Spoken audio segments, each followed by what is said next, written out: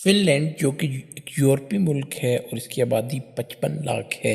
یہ ایک چھوٹا سا ملک ہے مگر دنیا بھر میں سب سے بہترین نظام تعلیم رکھنے والا ملک ہے۔ اس کی وجوہات کیا ہیں، اس پر ہم آج بات کریں گے۔ فن لینڈ کا نظام تعلیم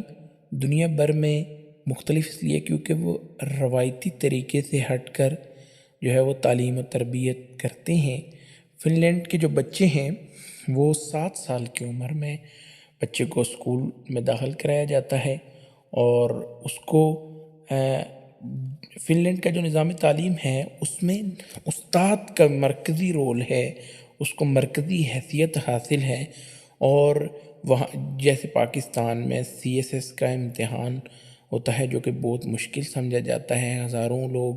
وہ امتحان دیتے ہیں اور صرف چند نوجوان صرف جو ہے وہ کلیئر کر سکتے ہیں، ایسے ہی وہاں پر بہت سخت ایسا امتحان ہوتا ہے ٹیچنگ کے لیے، اور اس کے نتیجے میں ذہین اور بہترین لوگ جو ہے وہ سامنے آتے ہیں، اور یہ ہائیلی پیڈ ہوتے ہیں۔ پاکستانی 40 سے 50 لاکھ روپے سالانہ ان ٹیچرز، پرائمری کے ٹیچرز کی خالی تنخواہیں ہوتی ہیں، اور ان کو بہت زیادہ عزت اور احترام جب دیا جاتا ہے تو وہ بہت دل جمی اور ذمہ داری کے ساتھ پڑھاتے ہیں۔ وہاں پر ٹیوشن کا کوئی تصور بھی نہیں ہے۔ اب ہم پوائنٹس کے ساتھ بتائیں گے کہ کیسے دنیا بھر سے فن لینڈ کا نظام تعلیم مختلف ہے اور کیوں وہ سب سے بیسٹ نظام ہے۔ سب سے پہلی وجہ یہ ہے کہ وہاں پر 6 درجوں تک ایک ہی استاد جو ہے وہ بچوں کو پڑھاتا ہے، وہ ان کا مربی، مینٹور، کونسلر اور مرشد کا مقام حاصل کر لیتا ہے۔ وہ بچے اس کے ساتھ اتنے مانوس ہو جاتے ہیں، اس سے شرماتے نہیں ہیں، اس سے ہر سوال پوچھتے ہیں، ہر ایک چیز استاد سے ڈسکس کرتے ہیں۔ اور نمبر 2 کہ 20 بچوں پر صرف ان کی کلاس مشتمل ہوتی ہے، اس سے زیادہ بچے نہیں بٹھاتے۔ ہمارے یہاں 30، 40، 50 کی کلاس بھی جو ہے وہ موجود ہوتی ہے، اس کو ایک ٹیچر پڑھا رہا ہوتا ہے، مگر وہاں پہ جو اسٹینڈرڈ کلاس روم ہے اس میں 20 بچے صرف جو ہے وہ بیٹھ سکتے ہیں۔ اس کے علاوہ فن لینڈ میں لائق اور نالائق بچوں کو الگ الگ کلاسوں کا کوئی تصور نہیں ہے، سب بچوں کو ایک ساتھ بٹھایا جاتا ہے، اور وہ تمام بچوں سے، کیونکہ بچوں کی مختلف جو ہے وہ صلاحیتیں ہوتی ہیں، ان کی لرننگ کے پوائنٹ آف ویوز ڈیفرنٹ ہوتے ہیں، ان بچوں کی عادات ڈیفرنٹ ہوتی ہیں، ان بچوں کے جو ہے وہ لرننگ سٹائلز ڈیفرنٹ ہوتے ہیں، مگر وہ اس کو کوپ کرتے ہیں، اس پر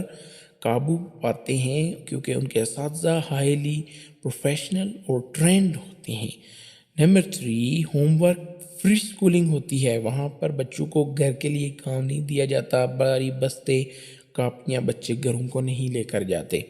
اسکول کے اوقات کار کیا ہیں، یہ بات بڑی آپ کو مختلف لگے گی کہ وہاں پہ اسکول کے جو اوقات ہیں وہ 9 سے پونے 10 بجے کے درمیان ہوتے ہیں، کیونکہ دنیا میں ایک ٹرینڈ جو ہی تبدیل ہوا ہے۔ آپ اس سے اختلاف بھی کر سکتے ہیں، مگر فن لینڈ نے اپنے ملک کے مطابق کہ لوگ وہاں پہ دیر سے سوتے تھے، اور صبح لیٹ اٹھنے کی وجہ سے بچوں کے لیے بھی انہوں نے دیر کا ٹائم رکھے تاکہ وہ ان کے لیے کنوینینٹ ہو۔ اس کے علاوہ معیاری امتحانی نظام جو ہے کا خاتمہ، روایتی جو امتحانی نظام ہے اس کا کوئی تصور نہیں ہے۔ وہاں پہ بچے کی جانچ پڑتال جو ہے وہ ساتھ ساتھ ہی وہ کرتے ہیں، اس کی لرننگ دیکھتے ہیں، اگر کوئی بھی مسئلہ ہو اس کو فوری سنجیدہ لے لیتے ہیں۔ تو بچوں کے صرف 5 مضامین پر مشتمل پہلا امتحان جو ہے وہ 15 سال کی عمر میں ہوتا ہے، اس سے پہلے کوئی امتحان نہیں ہوتا۔ اس کے علاوہ ان کا نیشنل میٹریکولیشن ایگزام جو ہے وہ بھی اس طرح کا کوئی نظام نہیں ہے۔ نمبر 5 ہے کہ وہ مادری زبان میں تعلیم دیتے ہیں، 10 سال کی عمر تک ساری تعلیم مادری زبان میں دی جاتی ہے۔ انگریزی زبان سمیت دیگر زبانیں 10 سال کی عمر کے بعد شروع کروائی جاتی ہیں، کیونکہ اپنی زبان میں بچی کی اور بالخصوص ماں کی زبان میں جو لرننگ ہوتی ہے وہ اور کسی زبان میں نہیں ہو سکتی، اور وہاں پہ یونیفارمٹی ہے، ہمارے ہاں ڈیفرنٹ پرابلمز ہیں۔ بہرحال ہم صرف فن لینڈ کی جو نظام تعلیم ہے اس کی اس ملک کے لحاظ سے کامیابی کا ذکر کریں گے، اس پہ آپ اپنی رائے رکھ سکتے ہیں۔ اسکول میں لنچ کی فراہمی کی جاتی ہے، بچوں کو اچھی بہترین آرگینک فوڈ دی جاتی ہے جنک فوڈ سے بچانے کے لیے،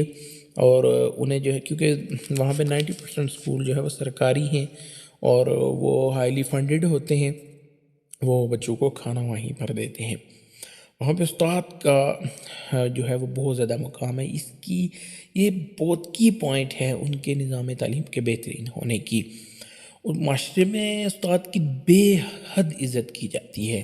اس طرح ہمارے ہاں لوگ سول سروسز اور آرم فورسز میں جانے کی خواہش مند ہوتے ہیں، اس کو عزت اور سٹیٹس کا باعث سمجھتے ہیں۔ وہاں پہ ایک استاد بننا جو ہے وہ بہت بڑا کارنامہ سمجھا جاتا ہے اور لائق تحسین سمجھا جاتا ہے اور قابل فخر سمجھا جاتا ہے۔ وہاں پہ استاد خود بھی 3 سے 4 گھنٹے پڑھتا ہے اور اپنی تدریسی صلاحیتوں میں اضافہ کرتا ہے، ہائیلی پروفیشنل لوگ۔